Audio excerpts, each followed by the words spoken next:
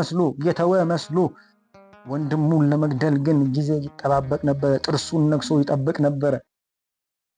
ወንድማችሁን ለመግደል እያደባችሁ ያላችሁ፣ ወንድማችሁን ለመግደል በቁጣ ውስጥ ያላችሁ በጌታ በኢየሱስ ስም ከእጃችሁ ላይ ያለው ሴፍ በኢየሱስ ስም የወደቀ ይሁን።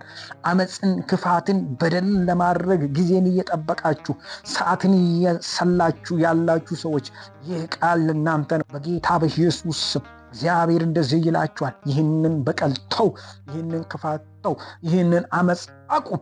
ይህንን ያሰብከውን፣ ይህንን ያቀድሽውን እንደዚህ አደርጋለሁ፣ እንደዚህ አደርግበታለሁ፣ ይህንን እፈጽምባታለሁ ብላችሁ እያውጠነጠናችሁ እያዘጋጀህ ያለውን ነገር ተው ይልሃል እግዚአብሔር። ተይ ይልሻል እግዚአብሔር። ተዋጊው እኔ ነኝ ይላችኋል እግዚአብሔር።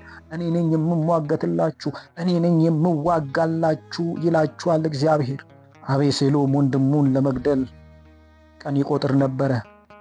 ዳዊት ግን ዝም አለ። ንጉሱ ግን ዝም አለ።